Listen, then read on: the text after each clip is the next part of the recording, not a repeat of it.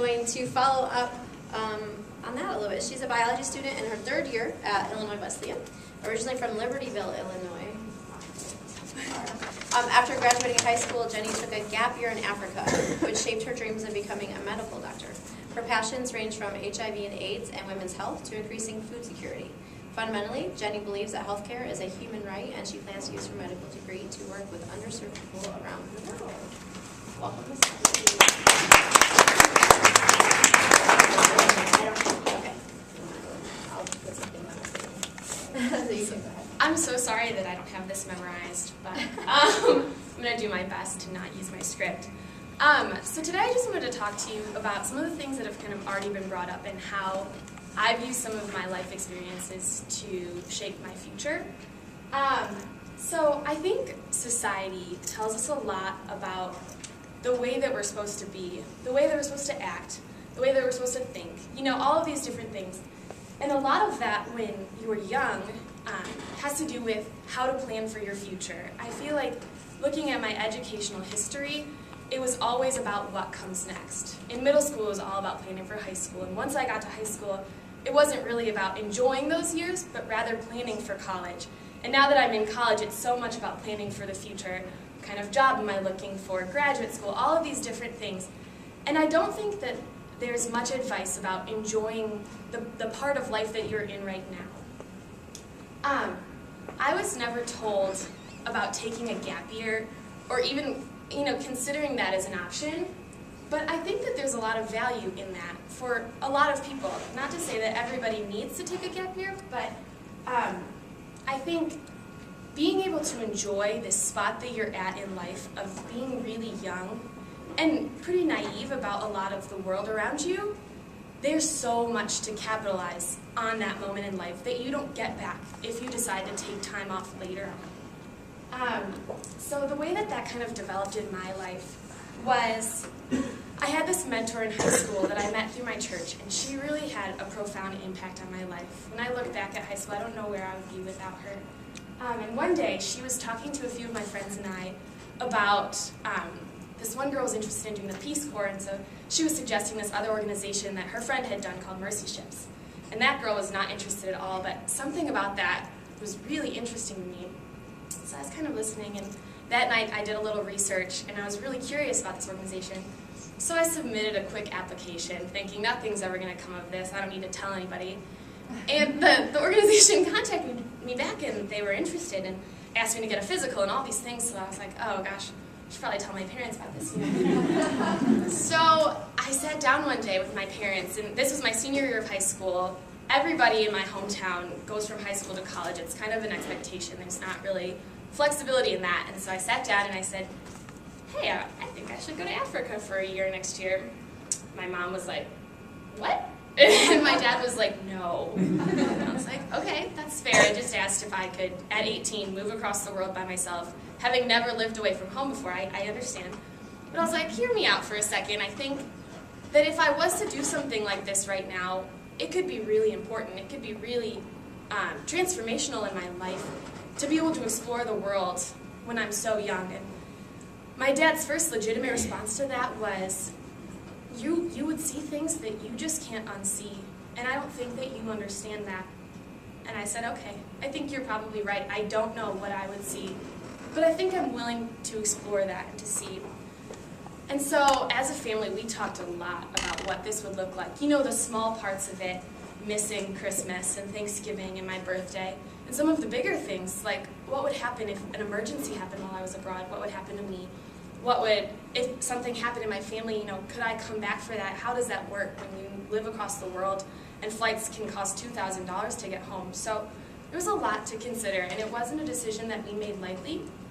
But ultimately we decided that it was an important time to go for me because I had so little to give up. I wasn't giving up a job or a mortgage to figure out, you know, I didn't have a spouse or kids to sort out, and I could quite literally pack up my life into 2 suitcases and just move. And then when I came back, I knew that I would be able to pick up where I left off a little bit. So I left. My parents took me to the airport in September, and left me at security, and I remember being so scared, much more scared than I anticipated. I think I'm naturally a little bit of a risk taker. I'm comfortable with that, but this was different. You know, I was walking through those security gates and leaving them there, and I remember looking back and seeing them so scared and so sad. They were just hugging each other, and that was so hard for me, but at the same time I watched them be really brave for me and be really strong because they knew that I needed that, and they knew that this was so important to me. And so I cried a lot on the flight over. You know, you're kind of just stepping out into this big unknown, and you don't know what anything is going to be like. And I said goodbye in September, and I said I'll see you in June. So that's a long time to go. And it wasn't easy all the time. I wish that I could say it was, but it wasn't. It was hard a lot of the time. When I first got there, it was so different than I expected, and I don't know what I expected. I had never done anything like that, but there was a lot of things that were just a huge adjustment, figuring out how to be independent and live alone. And then some of the more tangible, difficult things, like seeing so many people suffer, and specific patients and stories that I encountered that just broke my heart because they were so unfair. You know, spending time in children's hospitals with people that were my age, that were going to lose their child because their child had, you know, parasites or was dying because they were so hungry, and just looking at how unfair that is, that we're the same age and our lives look so different. And I remember one conversation that I had with my mom. I would try to call home every couple of weeks to get updated on what was going on back in America and kind of give them an update on my life, which was so different.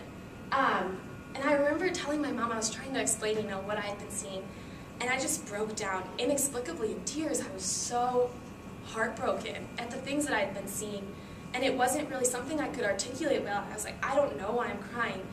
And looking back, it was just that the experience was so complex for me. There was so much about it, you know, so many parts.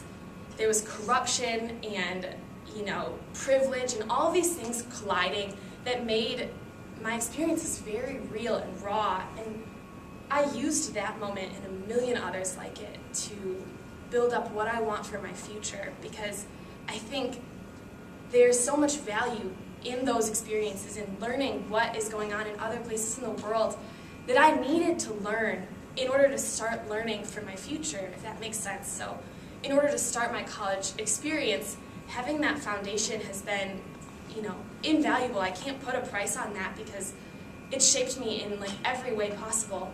And I have specific people in mind when I'm working hard in school and everybody else around me wants to give up because it's so hard. I have people to think about and remember, and that helps me move forward. So I challenge you all to take big risks like that.